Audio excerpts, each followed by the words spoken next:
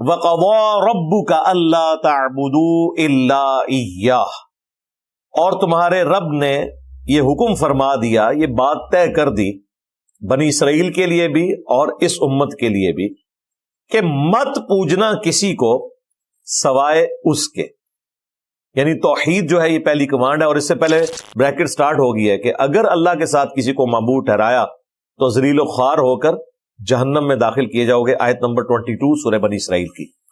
اور جب یہ رکوع ختم ہوگا تو اسی طرح کے الفاظ کے اوپر ختم ہوگا کہ اللہ کے ساتھ کسی کو شریک نہ ٹھہرانا ورنہ تمہیں جہنم میں پھینک دیا جائے گا۔ تو یہ پہلی کمانڈ توحید، ایاک نعبد و ایاک نستعین، اے اللہ ہم عبادت بھی صرف تیری کریں گے اور دعا میں مدد کے لیے صرف تجھی کو پکاریں گے۔ عام مدد آپ کسی سے بھی لے سکتے ہیں، مخلوق سے بھی لے سکتے ہیں، لیکن وہ مدد جو دعا والی ہے، آپ کا کسی ہستی کے بارے میں یہ عقیدہ ہے کہ میں اس کی طرف متوجہ ہوں، وہ میری مصیبت اور پریشانی کو ٹال دے گا، یہ والا جو معاملہ ہے یہ صرف اللہ کے ساتھ خاص ہے۔ وَإِيَّاكَ نَسْتَعِينُ، سورۃ الفاتحہ میں ایاک نستعین سے مراد ہے دعا میں صرف اللہ کو پکارنا ہے۔ یہاں عمومی مدد مراد نہیں ہے، اس کا تو حکم ہے وَتَعَاوَنُوا عَلَى الْبِرِّ وَالتَّقْوَى وَلَا تَعَاوَنُوا عَلَى الْإِثْمِ وَالْعُدْوَانِ، نیکی اور پرہیزگاری کے کاموں میں ایک دوسرے کی مدد کرو، برائی میں ایک دوسرے کی مدد مت کرو۔ وہ تو آپ کو حکم ہے۔ یہ اکثر کہہ رہے ہوتے ہیں نا کہ جی اگر اللہ ہی سے مدد مانگنی ہے تو آپ امی سے روٹی کیوں مانگتے ہیں؟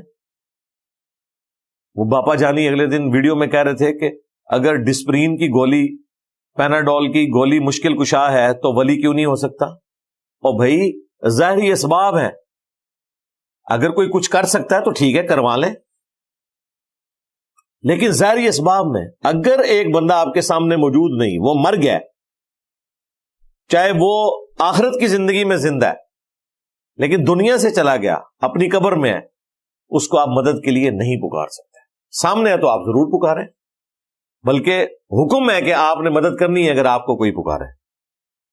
نبی الاسلام نے صحابہ کرام کے ذریعے غزوہ بدر اور احد میں کافروں کے خلاف جنگوں کو لڑائے، تو وہ ظاہری اسباب آپ کے ساتھ اٹیچ تھے، لیکن یہ نہیں ہوا کہ غزوہ احد میں حضرت امیر حمزہ شہید ہو گئے اور نبی الاسلام نے خیبر کے موقع پر امیر حمزہ کو بلایا ہو کہ چونکہ تم بدر میں بھی میری طرف سے آرمی چیف تھے، احد میں بھی آرمی چیف تھے، لہذا خیبر میں بھی تم ہی آرمی چیف ہوگے، المدد یا حمزہ۔ نہیں، دنیا سے جا چکے تھے، آخرت کی زندگی میں تھے۔ سیدنا علی کو بلایا، نہ نبی علیہ السلام نے کبھی کسی فرشتے کو بلایا کہ بدر اور احد میں فرشتے نازل ہوئے تھے تو فرشتوں آ جاؤ میری مدد کو، نہیں، وہ اللہ کی مرضی ہے فرشتے بھیجے یا نہ بھیجے، ہم نے اللہ کو پکارنا ہے۔ یہ اکثر لوگ پوچھتے ہیں کہ جی قرآن میں یہ تو آیا کہ ہم صرف تجھی سے مدد مانگتے ہیں، یعنی دعا کے لیے، یہ کہاں پہ لکھا ہوا ہے کہ اللہ کے سوا کسی اور ہستی سے نہیں مانگ سکتے؟ جناب یہ بھی لکھا ہے سورۃ النمل کی آیت نمبر 62، اَمَّن يُجِيبُ الْمُضْطَرَّ إِذَا دَعَاهُ وَيَكْشِفُ السُّوءَ وَيَجْعَلُكُمْ خُلَفَاءَ الْأَرْضِ أَإِلَٰهٌ مَّعَ اللَّهِ، بھلا بتاؤ تو کون ہے جو مصیبت اور پریشانی میں گھرے ہوئے شخص کی فریاد کو سنتا ہے اور اس سے اس کی تکلیف کو دور کر دیتا ہے اور تمہیں زمین پر اگلوں کا خلیفہ کرتا ہے؟ یعنی تمہارے ماں باپ مر جائیں گے تو تم ان کی جگہ آ جاؤ گے، تمہارے مرنے کے بعد تمہاری اولاد۔ اِلَٰهٌ مَّعَ اللَّهِ، کیا اللہ کے ساتھ کوئی اور معبود بھی ہے جس کی یہ کوالٹی ہو کہ مصیبت اور پریشانی میں گھرے ہوئے شخص کی دعا کو سنے؟ لہذا اس آیت میں اللہ تعالیٰ نے واضح فرما دیا کہ اگر تمہارا یہ عقیدہ ہے کہ مصیبت اور پریشانی میں کوئی تمہارا حاجت روا ہے دعا قبول کرنے کے اعتبار سے، ظاہری اسباب کی نہیں بات ہو رہی، دعا قبول کرنے کے اعتبار سے، تو گویا تم نے اسے معبود مان لیا۔ ہاں، اسباب کے اعتبار سے اللہ نے خود اسباب کو ہماری مصیبت اور پریشانی کو ٹالنے کا ذریعہ بنایا۔ پیاس لگے گی تو ہم پانی پیئیں گے، ہم دعا نہیں کریں گے کہ یا اللہ میری پیاس ختم کر دے، کیونکہ اللہ نے پہلے ہی حکم دیا ہوا ہے کہ یہ ہے وہ سبب، اسے اختیار کرو۔ بھوک لگے گی تو روٹی کھائیں گے، وہ پیغمبروں نے بھی کھانی ہے۔ سورۃ المائدہ میں آیا کہ عیسیٰ اور ان کی ماں دونوں کھانا کھایا کرتے تھے. ایسوں کو پوچھ رہے ہو کہ جو نہ تمہارے نقصان کے مالک ہیں نہ نفع کے, یعنی وہ خود کھانا کھانے کے محتاج ہیں. عیسیٰ ان کی والدہ, وہ تمہارے مشکل کشا کیسے ہو سکتے ہیں؟ وہ تو اپنے نفع نقصان کے مالک بھی نہیں ہے. اللہ تعالیٰ ہی سننے والا اور علم والا ہے. یہ اللہ کی کوالٹی ہے. اگر اسباب کو کسی نے اس اعتبار سے پکارنا ہے تو بھائی اس پلانٹ ارتھ پہ سب سے بڑا اگر کوئی مشکل کشا ہے تو وہ سورج ہے. کوئی پیغمبر, کوئی فرشتہ, کوئی اور مخلوق اس لیول کی مشکل کشا نہیں ہے اللہ کے پیدا کردہ اسباب میں سے, کیونکہ پیغمبر تو خود سورج کے اوپر ڈیپینڈنٹ ہے. عیسیٰ اور ان کی ماں کھانا کھایا کرتے تھے. وہ کھانا کون بناتا ہے؟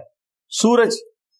سورج کی وجہ سے کھیتیاں پکتی ہیں, ان کھیتیوں کو جانور کھاتے ہیں, انہی کھیتیوں کو ہم بھی کھاتے ہیں. اور جب ہمیں جانوروں کا گوشت چاہیے ہوتا ہے تو ہم ان جانوروں کو کھا رہے ہوتے ہیں جن کی خوراک انہی کھیتیوں سے آئی ہوتی ہے. اور وہ کھیتی پکتی کس طرح ہے, اگتی کس طرح ہے؟ سورج کی وجہ سے, اس کی روشنی کی وجہ سے. اور صرف روشنی نہیں, جس پانی سے وہ کھیتی پرمان چڑھ رہی ہے وہ پانی بھی سورج کی وجہ سے برستا ہے. ورنہ سمندر کا پانی آپ کی کھیتی تک پہنچ ہی نہیں سکتا اگر سورج نہ ہو. سورج کی تپش کی وجہ سے وہ پانی ویپریٹ ہوتا ہے, اور پھر سورج کی وجہ سے زمین پر ہوائیں چلتی ہیں, وہ بادلوں کی شکل میں اس پانی کو لا کر برساتی ہیں, گلیشیئرز کی فارم میں پہاڑوں کے اوپر سٹور کرتی ہیں. پھر اسی سورج کی تپش سے وہ گلیشیئر پگھلتے ہیں, دریا چلتے ہیں, اور زمین کے نیچے بھی دریا چلتے ہیں جو ہم پانی زمین سے نکالتے ہیں. یہ دریا جو زمین کے نیچے چل رہے ہیں یہ بھی اسی پانی سے جڑے ہوئے ہیں پیچھے سے. آپ کو صرف اوپر کے دریا نظر آ رہے ہیں, نیچے بھی دریا ہے. تو دنیا میں موسموں کا بدلنا, ہواؤں کا چلنا, بارش کا ہونا, کھیتی کا پکنا, فروٹ کا پکنا, اس کا اگنا, اور جانوروں کی خوراک جو زمین سے آ رہی ہے, یہ ساری کی ساری چیزیں ایک سورج کے اوپر ڈیپینڈنٹ ہیں. لیکن اللہ کے فضل سے آج تک کسی کلمہ گو مشرک کو بھی یہ وہم نہیں آیا کہ سورج جو ہے یہ میرا مشکل کشا ہے, المدد یا سورج. ہم کہتے ہیں یار اس کی کیا اوقات ہے, یہ تو اللہ نے اسے کام میں لگا دیا. بھائی جسے اللہ نے کام میں لگایا ہوا ہے اس کی تو اوقات ہم سمجھ ہی نہیں رہے, اور جسے اللہ نے کسی کام نہیں لگایا ہوا اس کو ہم کہہ رہے ہیں غوث پاک میری مدد فرمائے. غوث پاک کو تو پتہ ہی نہیں ہے. غوث پاک تو خود سورج کے اوپر ڈیپینڈنٹ تھے. تو سائنس نے جس طریقے سے اللہ کا تعارف کروایا ہے اس کے بعد شرک کی کوئی گنجائش ہی نہیں نکلتی. حقیقت بات ہے. جسے تھوڑا سا بھی علم ہے نا کہ یہ کائنات کا نظام کیسے چل رہا ہے, وہ کسی انسان کو معبود ماننے کا سوچ بھی نہیں سکتا, ناٹ ایٹ آل, کہ وہ کسی بزرگ کو, کسی بابے کو, کسی پیغمبر کو, کسی فرشتے کو یہ سمجھ لے کہ یہ میرا مشکل کشا حاجت روا ہے. دعا کروا سکتے ہیں, وہ برحق ہے, کسی کے پاس جائیں دعا کروائیں. پیغمبر ہوا, اب تو ختم نبوت ہو چکی, اگر نبی علیہ السلام دنیا میں موجود ہوتے ہم اپنی پریشانیاں انہی کو بتاتے, وہ دعا کرتے. اللہ چاہتا تو ان کے ہاتھوں پر معجزات بھی ظاہر ہوتے جس طرح ہوئے. لیکن جب پیغمبر دنیا میں نہیں رہے, اب آپ انہیں پکاریں گے نہیں مدد کے لیے. وہ سیدنا عمر نے عقیدہ بتا دیا, صحیح بخاری کی ایک حدیث 1010, اللہم انا کننا نتوسل الیک بنبینا, اے اللہ پہلے پہل ہم تیرے نبی کے ذریعے توسل اختیار کرتے تھے, ان کی دعا کی برکت سے تو بارش نازل فرماتا تھا. اب ہم تیرے نبی کے چچا کو لے کے آئے, ان کی دعا کی برکت سے بارش نازل فرما, یعنی جو سامنے موجود ہے اس سے دعا کروا. یہ والا توسل اور وسیلہ حقیقی توسل اور وسیلہ ہے. باقی لوگوں نے اپنی طرف سے چیزیں بنا لی ہوئی ہیں, توسل کے نام کے اوپر استمداد کر رہے ہوتے ہیں. پھر بخاری اور مسلم کی وہ حدیث کہ 70 صحابہ کو جب دھوکے سے شہید کیا گیا تو انہوں نے شہید ہوتے وقت دعا کی. عاصم بن ثابت انصاری جو ان کے لیڈر تھے, انہوں نے دعا کی, اے اللہ ہمارے نبی کو ہمارے حال کی خبر کر دینا, ہم ان کے دین کے اوپر قائم ہیں اور ہم اپنے رب سے مل رہے ہیں اس حال میں کہ ہم اپنے رب سے راضی ہیں اور ہمارا رب ہم سے راضی ہے.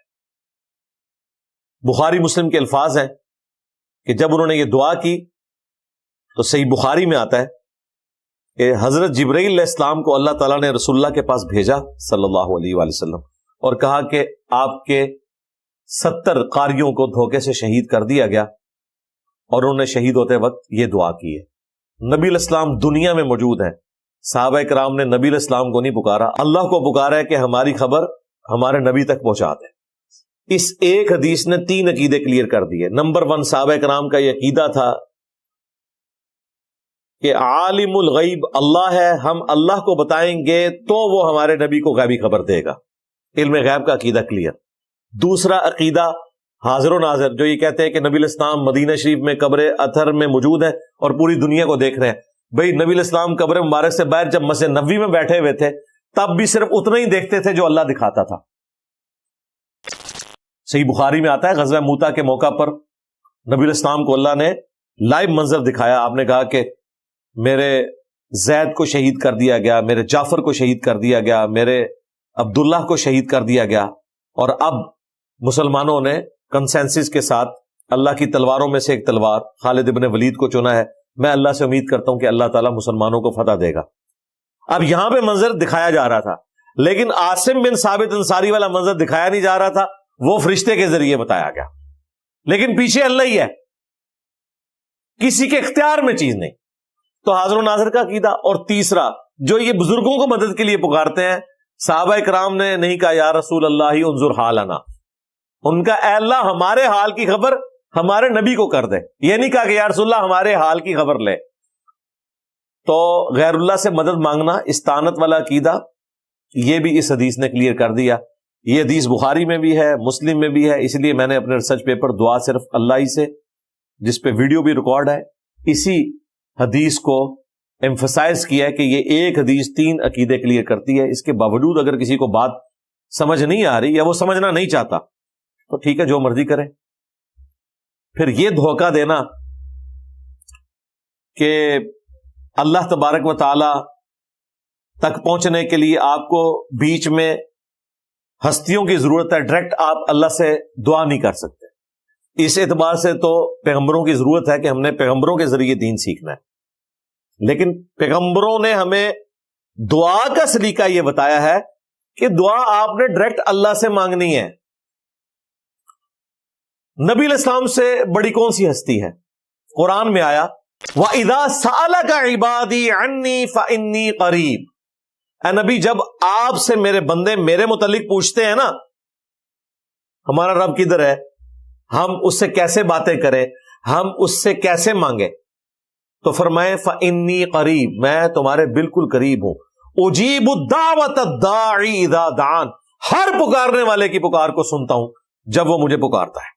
اب ہونا چاہیے تھا اے نبی جب میرے بندے آپ سے پوچھیں میرے متعلق تو آپ فرمائیں کہ مجھے وسیلہ ڈالو تو اللہ سنے گا، اللہ ڈائریکٹ کسی کی نہیں سنتا۔ جس طرح آپ کو پرائم منسٹر تک پہنچنے کے لیے محلے کے کونسلر کی، ایم این اے کی، اور اس کے بعد وزیر کی، اور پھر وزیر اعلیٰ کی ضرورت پڑتی ہے، اس طرح اللہ تک پہنچنے کے لیے پہلے بابوں کو ڈالو، پھر تابعین کو ڈالو، پھر صحابہ کو، اینڈ پہ مجھے ڈال کے پھر اللہ تک پہنچو۔ نہیں، ہر پکارنے والے کی پکار کو سنتا ہوں، لیکن لوگوں کو بھی چاہیے کہ میرا حکم مانے اور مجھ پر ایمان لائیں جیسا کہ ایمان لانے کا حق ہے، تاکہ وہ کامیاب ہو سکے۔ اسے ہمارے استاد ڈاکٹر اسرار صاحب نے کہا تھا یہ انسانیت کا میگنا کارٹا ہے۔ میگنا کارٹا 16ویں اور 17ویں صدی عیسوی میں جب پوری دنیا کو رول کر رہی تھی گریٹ برٹن، تو وہاں پہ انہوں نے آئین میں یہ چیز داخل کی تھی کہ ہر شہری کا حق ہے جو ہماری سلطنت میں رہتا ہے کہ وہ اپنے حکمران سے ڈائریکٹ اپنا مسئلہ ڈسکس کر سکتا ہے۔ اس قانون کا نام انہوں نے رکھا تھا میگنا کارٹا۔ اور دیکھیں آپ کو یورپ اور امریکہ میں برکات نظر آ رہی ہیں، قانون کی حکمرانی نظر آ رہی ہے، وہ تو اس سے بھی آگے جا چکے ہیں۔ پرائم منسٹر سے تو کہنے کی ضرورت نہیں ہے، عدلیہ آپ کے مسئلے کو حل کرے گی۔ اس لیے تو آپ پرائم منسٹر ہیں تو ایک ڈاکٹر چھوٹے سے ہاسپٹل کا وہ آپ کو ڈانٹے گا کہ تم میری اجازت کے بغیر کس طرح اندر آ گئے، کیونکہ اسے پتا ہے کہ پرائم منسٹر مجھے نہیں فارغ کر سکتا، جوڈیشری اتنی مضبوط ہے، میں اپنی ڈیوٹی صحیح دے رہا ہوں۔ ڈیوڈ کیمرون کو نکال دیا تھا نا ڈاکٹر نے، اور وہ بھی سوری بول رہا ہے، کس طرح ڈرا ہوا ہے۔ یہاں ہمارے پرائم منسٹر کسی ہاسپٹل میں چلے جائیں تو اسے خوش کرنے کے لیے پہلے جعلی مریض لٹائے جاتے ہیں، اور اگر زیادہ کہیں مریض موجود ہوں تو غائب کر دیے جاتے ہیں کہ یہاں سے راستہ ذرا کلیئر کرنا ہے۔ یہ فرق ہے۔ تو انسانیت کا میگنا کارٹا ہے، وَإِذَا سَأَلَكَ عِبَادِي عَنِّي فَإِنِّي قَرِيبٌ أُجِيبُ الدَّعْوَةَ الدَّاعِ إِذَا دَعَانِ فَلْيَسْتَجِيبُوا لِي وَلْيُؤْمِنُوا بِي لَعَلَّهُمْ يَرْشُدُونَ۔ پھر سورہ المؤمن میں جو آیت مبارکہ ہے، وَقَالَ رَبُّكُمْ، اور تمہارے رب نے یہ حکم فرما دیا ہے، ادعونی استجب لکم، اے میرے بندو مجھ سے مانگو میں تمہاری دعاؤں کو قبول کروں گا۔ ان الذین یستکبرون عن عبادتی، بے شک جو لوگ ہماری عبادت سے تکبر اختیار کریں گے، ہم سے دعا نہیں مانگیں گے، میں انہیں ذلیل و خوار کر کے جہنم میں داخل کروں گا۔ یہ سورہ المؤمن سورہ غافر کی آیت نمبر 60 ہے۔ المؤمن الغافر ایک ہی سورت کے دو نام ہیں۔ یہ آیت مبارکہ نبی الاسلام نے تلاوت کی، سنن ابی داؤد میں حدیث ہے اور جامع ترمذی میں۔ آپ نے فرمایا الدعاء هو العبادہ، دعا ہی تو عبادت ہے۔ یعنی دعا کرنا کوئی سمپل چیز نہیں۔ جب آپ یا شیخ عبد القادر جیلانی مدد کہہ رہے ہوتے ہیں نا، تو آپ عبد القادر جیلانی کو معبود مانے ہوئے ہوتے ہیں۔ جو سورہ النمل میں آیا الہ مع اللہ، کیا اللہ کے ساتھ کوئی اور معبود بھی ہے جو تکلیف دور کرے گا؟ اور نبی الاسلام کیا کہہ رہے ہیں؟ الدعاء هو العبادہ، دعا ہی تو عبادت ہے۔ لہذا یہ یا شیخ عبد القادر جیلانی کا مطلب ہے آپ نے عبد القادر جیلانی کو معبود مان لیا، خواہ آپ اس کو بندہ ہی کہتے ہو۔ اللہ اسے کہہ رہا ہے کہ تم نے معبود مان لیا، اللہ کے ساتھ صفت میں شریک کر دیا۔ پھر نبی الاسلام نے یہ آیت پڑھی ادعونی استجب لکم، اے میرے بندو مجھ سے مانگو میں تمہاری دعاؤں کو قبول کروں گا۔ جو دعا کرنے سے تکبر کریں گے میں انہیں ذلیل و خوار کر کے جہنم میں داخل کروں گا۔ ہمارا رب وہ شہنشاہ ہے کہ جس سے نہ مانگا جائے تو وہ ناراض ہوتا ہے۔ دنیا کے شہنشاہوں سے مانگا جائے، زیادہ مانگا جائے تو وہ ناراض ہوتے ہیں، اور اللہ وہ شہنشاہ ہے کہ جس سے نہ مانگا جائے تو وہ ناراض ہوتا ہے۔ اس نے دعا کو صرف مشروع نہیں فرمایا، فرض کر دیا، اور ایسا فرض کیا ہے کہ اگر نہیں مانگو گے تو ناراض ہوگا۔ نہج البلاغہ میں جو سیدنا علی کا وصیت نامہ ہے، مکتوب نمبر 31 حسن ابن علی کے نام، اس میں مولا علی کیا لکھتے ہیں؟ جب وہ جنگ صفین سے واپس آ رہے تھے تو انہوں نے سیدنا حسن ابن علی کے لیے وصیت لکھوائی اور کہا کہ یہ اس بوڑھے باپ کی وصیت ہے اپنے بیٹے کے نام، جو زندگی کے بہت سے نشیب و فراز دیکھ چکا ہے، ان قریب میں نے فنا ہو جانا ہے اور باقی رہنے والی اللہ کی ذات ہے۔ اے میرے بیٹے حسن، اللہ تعالیٰ اس کائنات کا مالک ہے، اور اس نے محض اپنے فضل سے ہمیں اجازت دی ہے کہ ہم اس سے مانگیں تاکہ وہ ہمیں عطا کرے۔ اس نے محض اپنے فضل و کرم سے ہمیں اجازت دی ہے کہ ہم اس سے سوال کریں تاکہ وہ ہمارا سوال پورا کر دے۔ اے میرے بیٹے حسن، اللہ کی بارگاہ وہ درگاہ ہے جس نے اپنے لیے کوئی دربان بھی مقرر نہیں کیا کہ جس کے ذریعے تم اپنے رب تک پہنچو، تم ڈائریکٹ اپنے رب سے دعا کر سکتے ہو۔ دیکھیں وہ وسیلے بھی ختم کر دیے، ورنہ مولا علی یا علی مدد سکھانا ہوتا تو پہلے حسن ابن علی کو سکھاتے ہیں نا۔ مولا حسن کو بھی تو علی کی مدد کی ضرورت تھی نا، اور وہ اپنے بیٹے کو کہہ رہے ہیں تمہارے رب نے اس چیز کو مشروع ہی نہیں ٹھہرایا اس حوالے سے کہ لازمی ہو کہ تم نے بیچ میں کسی کو ڈال کے پہنچنا ہے، تم اپنے رب سے مانگو، وہ عطا کرنے والا ہے۔ تو سیدنا علی کی یہ جو وصیت ہے بالکل فٹ ان بیٹھتی ہے، وَإِذَا سَأَلَكَ عِبَادِي عَنِّي فَإِنِّي قَرِيبٌ أُجِيبُ الدَّعْوَةَ الدَّاعِ إِذَا دَعَانِ۔ میں نے اس پہ اس لیے تفصیلی گفتگو کی کہ توحید ہی اس کائنات کی پیدائش کا مقصد ہے۔ توحید کی وجہ سے انبیاء کرام نے تکلیفیں اٹھائیں، قربانیاں دیں۔ توحید کی وجہ سے اہل البیت علیہم السلام کو اپنی جانوں کا نذرانہ پیش کرنا پڑا۔ توحید کی خاطر صحابہ کرام علیہم رضوان نے تکلیف اٹھائیں، اور سب سے بڑھ کر اللہ تعالیٰ کے جو سب سے محبوب بندے تھے انبیاء کرام علیہم السلام، ان کو کن کن تکلیفوں سے گزارا گیا، صرف توحید کی خاطر. توحید اللہ کو اتنی پیاری ہے کہ اس نے اپنے پیاروں کو بھی تکلیفوں سے گزارا ہے توحید کو اسٹیبلش کرنے کے لیے. اور یہاں لوگوں نے توحید کو کسی کھاتے میں نہیں سمجھا ہوا. اس ورڈ کو بولنا بھی ایک کوئی مذہبی توہین سمجھا جاتا ہے. یعنی یہ دیکھیں توحید کا ورڈ ہی اتنا ان کے لیے ہاربل ہو جاتا ہے کہ انہیں سمجھ آ جاتی ہے کہ بس اب بابوں کی شامت آ جائے گی جو کہ توحید کا لفظ سامنے آ گیا. اور ظاہر ہی حقیقت ہے, یہ لازم و ملزوم ہے. ایک اللہ کا جب ذکر ہوگا تو اللہ کے مقابل جو ہستیاں کھڑی کی ہوئی ہیں خواہ وہ انبیاء ہی کیوں نہ ہو, ان کا ذکر بھی پھر اسی طریقے سے ہوگا کہ توحید اسٹیبلش ہو. جو اللہ تبارک و تعالی نے قرآن حکیم میں عیسیٰ ابن مریم کو سینٹرڈ کر کے اتنی سخت گفتگو فرمائی. لقد کفر الذین قالوا ان اللہ هو المسیح ابن مریم, بے شک وہ لوگ کھلا کفر کر رہے ہیں جو کہہ رہے ہیں کہ اللہ ہی عیسیٰ ابن مریم. فَمَن يَمْلِكُ مِنَ اللَّهِ شَيْئًا, تو بتاؤ اللہ تعالیٰ کا کوئی کیا بگاڑ لے گا. ان اراد ان یہلک المسیح ابن مریم, اگر اللہ تعالیٰ ارادہ کرے کہ عیسیٰ ابن مریم کو ہلاک کر دے, ان کی ماں کو ہلاک کر دے, اور جتنے زمین میں, اللہ کا کوئی کیا بگاڑ لے گا. توحید اسٹیبلش کرنی تھی, اللہ تعالیٰ نے سینٹرڈ کر لیا عیسیٰ ابن مریم کو, اولو العزم پیغمبر کو, کہ عیسیٰ اور ان کی ماں اور جتنے زمین میں سارے بزرگ ہو گئے, اگر اللہ ان کو ہلاک کر دے اللہ کا کوئی کیا بگاڑ لے گا. غصہ تھا شرک کرنے والوں پر, لیکن سینٹرڈ کیا سیدنا عیسیٰ کو کیونکہ انہیں معبود تصور کیا ہوا تھا. تو اللہ نے فرمایا کہ یہ معبود ہوں تو موت کیسے آئے گی, ہم چاہیں تو انہیں موت دے دیں. اب اگر کسی کا کوئی یہ وہم تھا نا کہ ہم تو معبود نہیں مانتے, ہم اللہ کا بندہ سمجھ کے مشکل کچھ سمجھتے ہیں, تو وہ بھی اللہ نے نکال دیا. سورۃ المائدہ ہی میں آگے چل کے 75 نمبر آیت میں, مل مسیح ابن مریم الا رسول قد خلت من قبلہ الرسل, عیسیٰ ابن مریم تو نہیں تھے مگر ایک رسول ہی نا, ان سے پہلے بھی کئی رسول گزر چکے. وَأُمُّهُ صِدِّيقَةٌ, اور ان کی ماں ایک سچی عورت تھی. كَانَا يَأْكُلَانِ الطَّعَامَ, دونوں روٹی کھانے کے محتاج تھے. دیکھو ہم اپنی آیات کتنی کھول کھول کر بیان کرتے ہیں, پھر ان کو دیکھو کہاں الٹے پھرے جاتے ہیں. کیا اللہ کے سوا افتعبدون من دون اللہ, من دون اللہ بھی کہہ دیا عیسیٰ اور ان کی والدہ کو, حالانکہ وہ حزب اللہ تھے.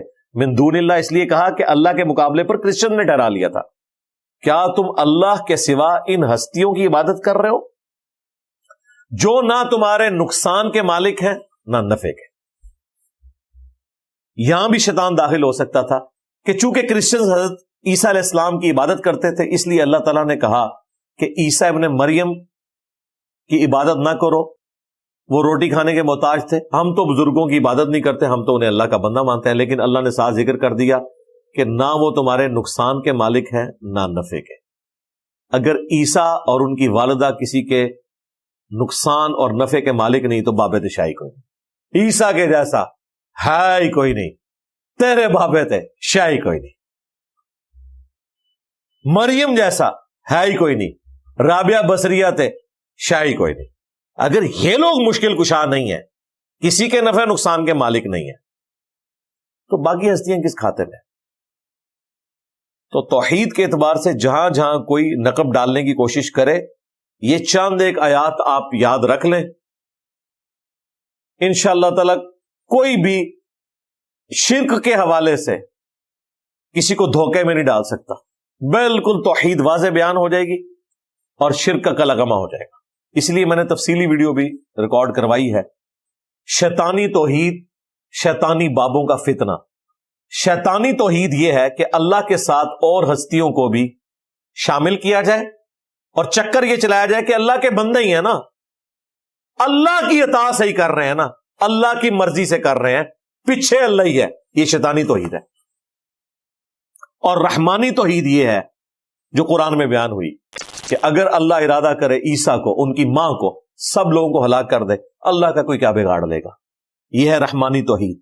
رحمانی توحید یہ ہے کہ عیسیٰ ان کی ماں روٹی کھانے کے محتاج تھے.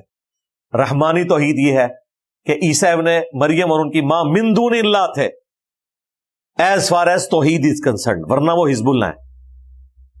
اور رحمانی توحید یہ ہے کہ عیسیٰ اور ان کی والدہ نہ تمہارے نقصان کے مالک ہیں نہ نفع کے. تو باقی تو باب شاہی کوئی، کیونکہ عیسیٰ ابن مریم اولو العزم 5 پیغمبروں میں ہے. محمد رسول اللہ صلی اللہ علیہ وآلہ وسلم، ابراہیم خلیل اللہ، موسیٰ کلیم اللہ، نوح نجی اللہ، اور عیسیٰ روح اللہ. یہ 5 اولو العزم پیغمبر ہیں جو سورۃ الاحزاب اور سورہ عشورہ میں ذکر ہوئے. اور ان میں بھی عیسیٰ ابن مریم جیسا کوئی بھی نہیں ہے، بغیر باپ کے پیدا ہوئے، آج تک موت نہیں آئی، زندہ اٹھائے گئے. اور معجزے ایسے ملے کسی پیغمبر کو نہیں. مردوں کو زندہ کر دینا اللہ کے اذن سے، مٹی کی مورت میں پھونک مارنا، اس کا پرندہ بن جانا اللہ کے اذن سے. جن کی آنکھیں نہیں ہوتی تھی ہاتھ پھیرنا، ان کی آنکھیں آ جانا اللہ کے اذن سے. یار کیا میڈیکل سائنس، کیا کوئی بڑے سے بڑا کرتب کرنے والا بندہ کچھ بھی نہیں کر سکتا جو اللہ تعالیٰ نے کوالٹیز عیسیٰ ابن مریم کو دی تھی. اور اگر اس لیول کی کوئی قریب کسی کو کوالٹیز ملنی تھی آزمائش کے طور پر تو وہ دجال کو ملیں گی. لیکن دیکھ لیں وہاں بھی اللہ تعالیٰ نے عیسیٰ ابن مریم کا پلڑا بھاری کیا ہے کہ دجال کو عیسیٰ ابن مریم ہی قتل کریں گے. اسی لیے ہم دجال کو بھی مسیح کہتے ہیں، مسیح الدجال، یعنی دجل والا مسیح. اور عیسیٰ ابن مریم کیا ہے؟ یسوع مسیح. عیسیٰ ابن مریم یہ سچے مسیح ہیں، وہ جھوٹا مسیح ہوگا. وہ بھی کھیتیاں اگا رہا ہے، آسمان سے بارش نازل کر رہا ہے. اور عیسیٰ ابن مریم کو بھی اللہ تعالیٰ نے کیا معجزات دی ہیں، مردوں کو زندہ کر رہے ہیں اللہ کے اذن سے. تو فرق پھر اللہ تعالیٰ نے بتایا کہ سچا مسیح وہ ہے جو جھوٹے مسیح کے اوپر غالب آئے گا اللہ کے اذن سے. تو عیسیٰ ابن مریم کی پرسنالٹی اس اعتبار سے بڑی غیر معمولی ہے قرآن میں. اگر آپ کو مسلمانوں کو جو کلمہ گو مشرک مسلمان ہیں صحیح توحید سکھانی ہے تو آپ بتوں والی آیات نہ پیش کریں، ورنہ شیطان انہیں پڑھا دے گا یہ تو بتوں کے بارے میں، ہم تو بتوں کو پوچھتے ہی نہیں ہیں، نہ بتوں سے مدد مانگتے ہیں، ہم تو اللہ کے انبیاء اولیاء سے مدد مانگ رہے ہیں. تو پھر عیسیٰ ابن مریم کا بتائیں کہ بتاؤ ان سے بڑا کون سا اللہ کا ولی ہے اور ان سے بڑا کون سا پیغمبر ہے؟ یہ تو ٹاپ کے 5 پیغمبروں میں آتے ہیں. اگر ان کا یہ سٹیٹس اللہ نے کلیئر کر دیا ہے تو بھائی پھر سمجھ لو باقیوں کے بارے میں تم نے کیا عقیدہ رکھنا ہے. اور پھر اللہ تعالیٰ نے یہ بھی پرواہ نہیں کی کہ اتنا میرا قریبی بندہ وجیہن فی الدنیا والآخرہ، دنیا میں بھی اللہ کے حضور وجاہت والے اور آخرت میں بھی ومن المقربین، اور قریبی لوگوں میں سے ہوں گے. اگر میں اس کو سینٹرڈ کر کے توحید بیان کر رہا ہوں اور کوئی لحاظ نہیں کر رہا، کتنے سخت جملے استعمال ہو رہے ہیں کہ عیسیٰ اور ان کی ماں روٹی کھانے کے محتاج تھے. اگر اللہ ارادہ کرے عیسیٰ کو، ان کی ماں کو اور تمام لوگوں کو ہلاک کر دے، یار الفاظ دیکھیں، اللہ کا کوئی کیا بگاڑ لے گا؟ اگر میں عیسیٰ ابن مریم کے ساتھ اس طرح کی گفتگو کر رہا ہوں تو تمہارے جو یہ جعلی بنائے ہوئے غوث پاک اور کتب پاک اور داتا صاحب تے فلانا صاحب، ان کا تو بیچاروں کا سٹیٹس ہی کوئی نہیں ہے، ان کو تو پتہ ہی نہیں ہوگا ان کے ساتھ کیا عقیدہ منسوب کیا ہے. تو یہ جو پہلی کمانڈ تھی میں نے اس کے اوپر تفصیلاً گفتگو کی، ایاک نعبد و ایاک نستعین. عبادت اللہ کی ہوگی جو اللہ کے فضل سے سارے مسلمان کر رہے ہیں. عبادت کی ساری شکلیں، نماز، روزہ، حج، زکوٰۃ، نظر نیاز. مصیبت جو ساری آئی ہے وہ ایاک نستعین کی وائلیشن میں آئی ہے کہ دعا انہوں نے ان ہستیوں سے مانگنی شروع کر دی. لہذا امت محمدیہ صلی اللہ علیہ وآلہ وسلم کو باقی امتوں پر یہ فضیلت حاصل ہے کہ یہاں وہ اوریاں شرک نہیں آیا جو اگلی امتوں میں آیا تھا کہ رسول اللہ کو اللہ کا بیٹا کہہ دیں یا ڈائریکٹ بتوں کی عبادت کرنا شروع کر دیں. نہیں، اللہ کا شکر ہے یہ والا شرک یہاں نہیں آیا. شرک فی ذات کے حوالے سے آج بھی امت محمدیہ شرک سے محفوظ ہے، لیکن شرک فی صفات کے حوالے سے کلمہ گو مسلمان بھی شرک کر رہے ہیں. اسی لیے قرآن میں جگہ جگہ جس چیز کے اوپر زیادہ ایمفسائز ہوا وہ یہ ہے کہ دعا صرف اللہ ہی سے کرنی ہے. اسی لیے ہم توحید پہ جب بھی بات کرتے ہیں تو فوراً بات لے آتے ہیں دعا صرف اللہ ہی سے، کیونکہ مجھے پتا ہے کہ مسلمان جتنے بھی ہیں وہ سب اللہ ہی کو سجدہ کرتے ہیں، نظر نیاز بھی اللہ کے لیے کرتے ہیں، روزہ بھی اللہ کے لیے رکھتے ہیں، مصیبت کھڑی ہوتی ہے جب وہ غیر اللہ کو مدد کے لیے پکارتے ہیں. اس لیے ہم نے جب بھی شرک کو ایڈریس کرنا ہے تو دعا صرف اللہ ہی سے اس ٹاپک کو ایڈریس کرنا ہے, تو انشاءاللہ تعالی معاملات کلیئر ہو جائیں گے.